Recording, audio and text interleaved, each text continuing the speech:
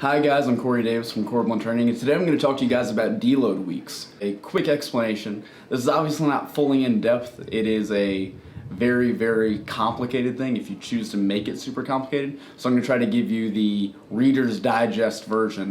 What, why, when, how.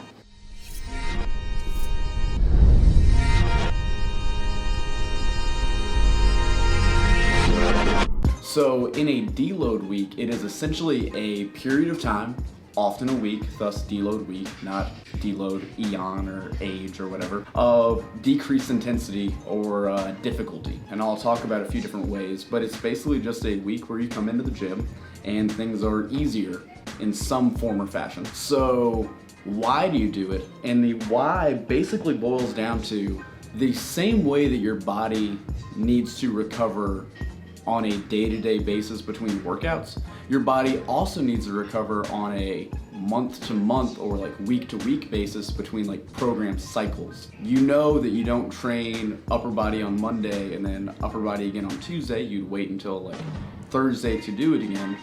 You need a little break between heavy like emphases on program cycles so that you can have optimal results from your overall program. The same way that you need a break from Friday until Monday with your regular workouts, at some point you're gonna need a break from Monday until Monday from your heavy lifting. And there's a bunch of different ways to do it, and coaches can be really valuable here because they'll help you decide what is appropriate for you. I came up with a list of 5 different ways you can run a recovery week that I think are pretty useful. Number 1 is just complete rest. You stop coming into the gym completely for 1 week or longer, like we talked about before, based on what you think is best for you or you and your coach think is best for you. I'm not a huge fan of that personally, just because I like being in the gym and I feel like it is a good week to get a few things done. So the second one is an active recovery week. So active recovery basically just means you're coming in and you're moving around, but you're not putting a barbell on your back, you're not putting a barbell on your shoulders necessarily. You're taking a week off from doing those things. So it could be a week of yoga, of getting a massage, going for a long walk, playing sports, something like that. So you're still moving around, you're getting blood flow through joints and everything, but you're not putting that heavy stress of a barbell on your back or on your shoulders or anything like that. You are getting a much easier week. It's just active recovery. A third way you can run your deload week is just decreasing the intensity or the volume. What I mean is you still do 4 sets of 5, and let's say normally you do 4 sets of 5 at 80%. Well, a decreased intensity week, you just come in and do 4 sets of 5 at 50%.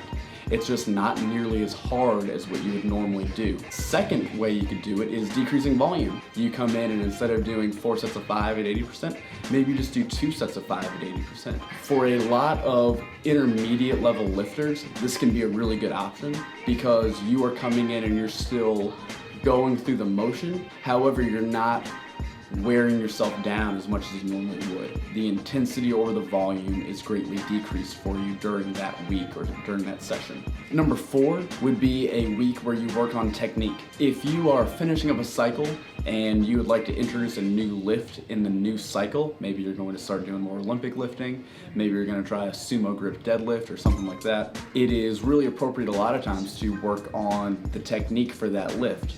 And just because of the fact that it's a new lift and you don't know how to do it, you're not very neurologically efficient with that movement, you will end up having a decreased intensity because you literally don't know how to do the lift very well. So for me, if I wanted to work on like my snatch technique, that would be something appropriate for me to do in a deload week because I'm coming in, I'm still moving around, and I'm making myself better, I'm learning a new exercise. However, because I'm not very good at the snatch, I'm not going to be able to lift as much as my body is physically capable of just because I'm not good at it. So in addition to having a decreased intensity, I'm also learning a new skill that I can take and put into future workouts, which can be really, really good. The same thing is true with just dialing in technique on a lift you already do.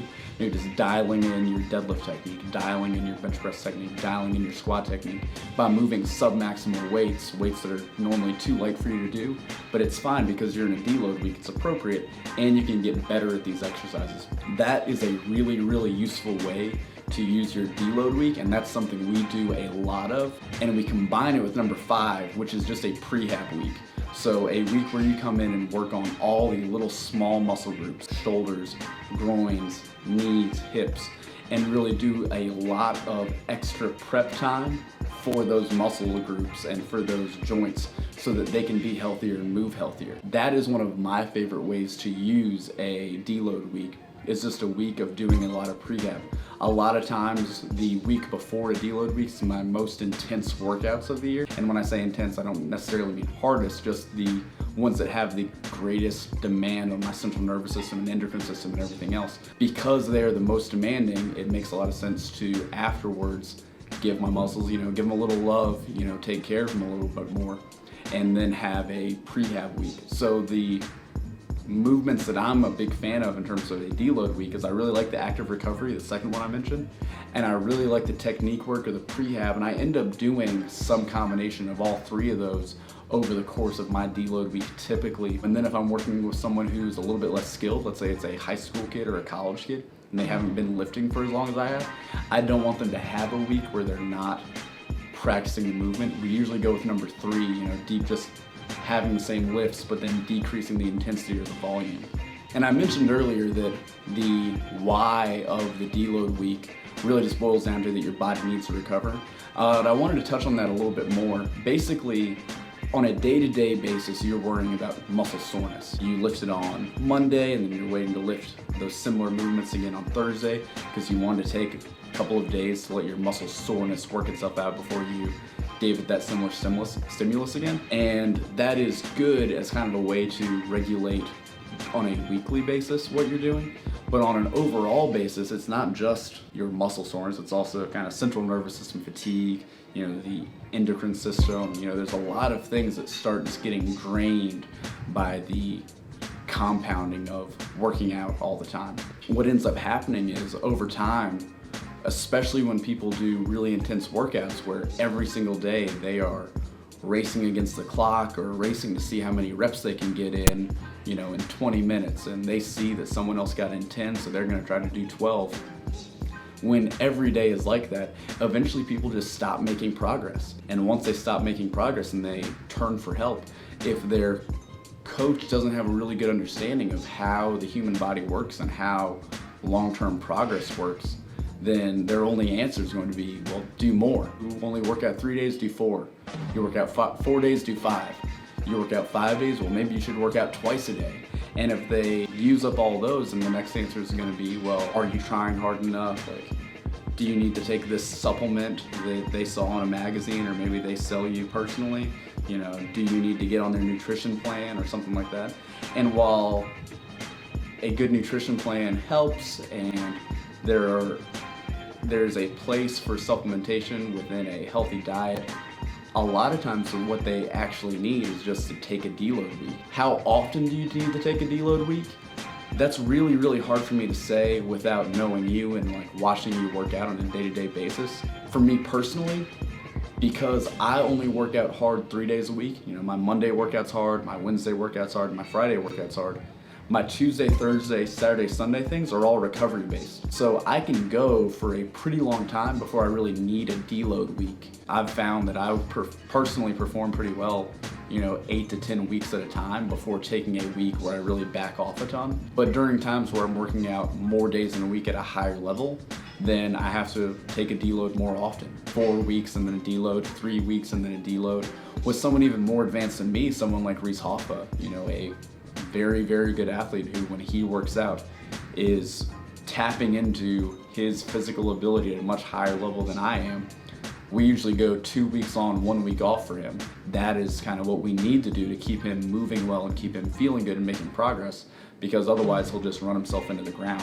The biggest thing I would say is just kind of listen to your body, and when you feel like you've done a lot and you haven't had a break in a while, taking a deload week can be very, very appropriate for you, instead of thinking the answer is necessarily that you're not trying hard enough or you need to go do many more sessions in a week. So those are my thoughts on a deload week. Let me know if you have any additional questions. Pop me an email at corey@coreblendtraining.com and I'll be happy to answer them. If you have any questions about how we put together programs or how I decide what to include in a deload week or some of the different movements I put into a deload week, I will happily answer that. If you have certain exercises you really like to do on a deload week, include them in the comments on Facebook or on YouTube. We'd love to hear from you. And we'd love to have you guys check back for more of our content here from COREBLEND Training. If you like the video, press like on the button, subscribe to us so you can see more content, and let us know anything you need from us. Have a great day. Bye.